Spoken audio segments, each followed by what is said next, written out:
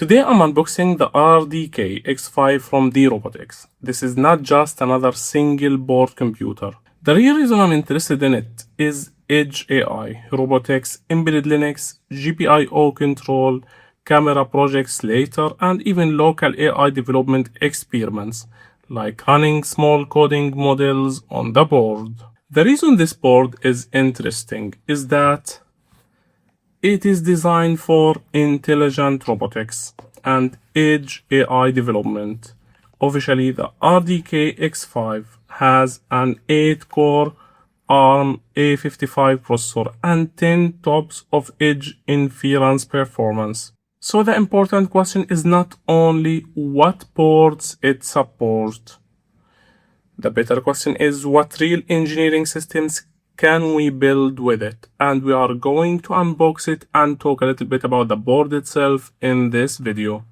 Now, it usually comes with D-Robotics logo and QR code, and the board comes ready to be plugged in using a simple Type-C power port. Now let's talk about it in more details. Inside the box, we are looking for 4 things: the board itself and the D-Robotics brand, and you can visit D-Robotics GitHub to get a lot of repos that you can use with this board.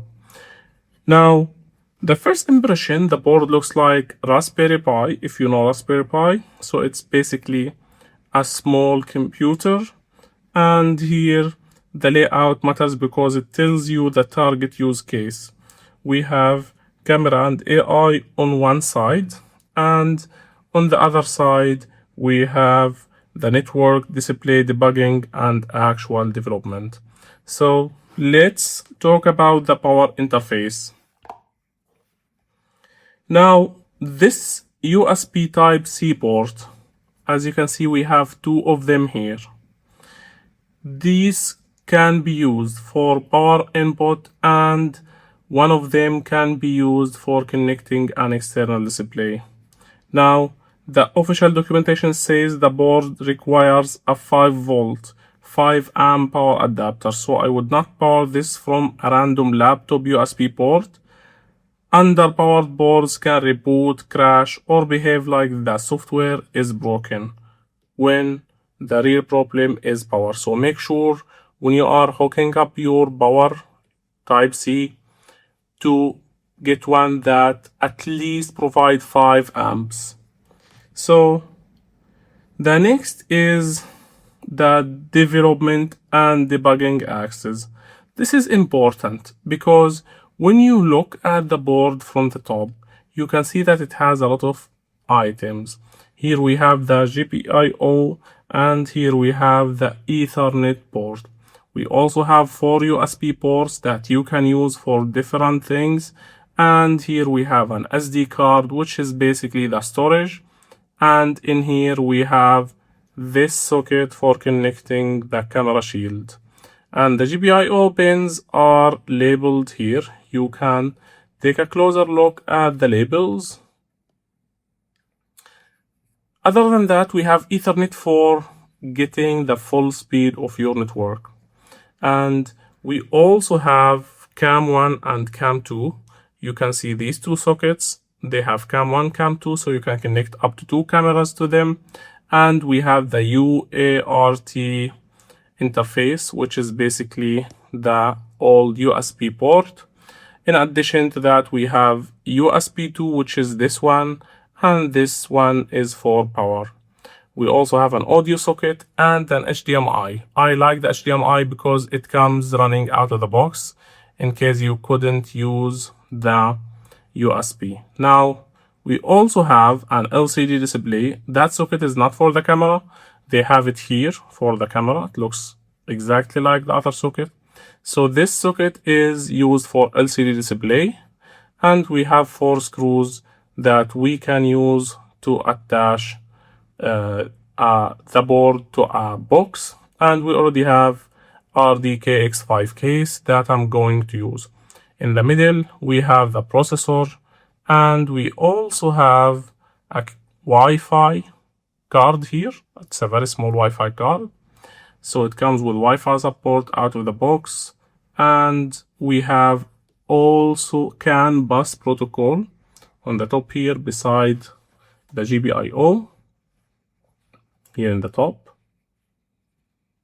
Now, beside that, if you look at the bottom of the board, you can see we have a QR code here. And we also have the SD card here. This is the LCD as we mentioned. Here we have two cameras. And in here we have the UART, two USB Type-Cs, and the audio and the HDMI. And this orange is the GPIO. And here we have the CAN bus, 4 USB ports, and 1 Ethernet port. Now, let's see the case. Now, this is the RDX5, and this is the RDK X5 case. Now, the case is fairly simple to use and install. So here you have the case, and as you can see, it's a metallic case that you can directly attach to the board, and it comes with an easy to attach lock, as you can see. Now, depending on where you are going to place the case, to be honest, I think it will be placed like that so that it can connect. As you can see, it will not hide the Ethernet. It will keep all the components appearing in a place, and it makes the board looks neat. And here we have the other side of the case that will be attached down here.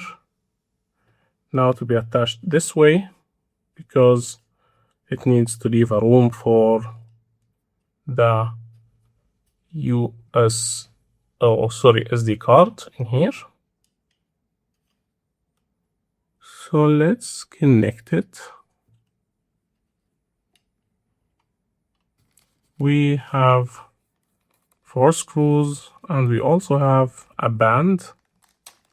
I think we are going to use it somewhere, so let's figure it out together. So this is okay. It's a double-sided.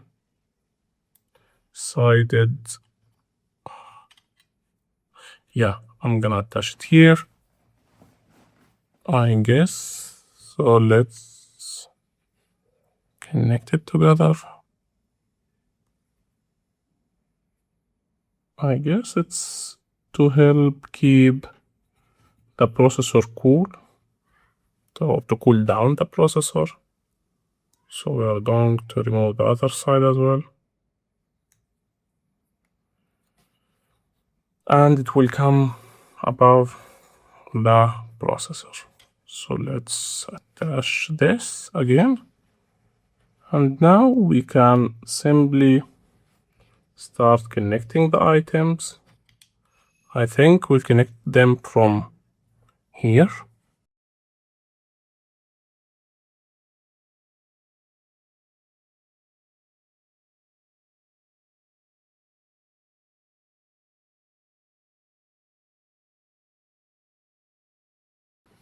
And here we have it. Everything is in place. D-Robotics brand. And the case makes it look like a real mini computer. So here we have it. Now the next thing I'm going to do is I'm going to connect an SD card and a USB Type-C cable, and in the next video we are going to run a small AI model on this board. Thanks for watching. This is Ashraf from Educational Engineering Team.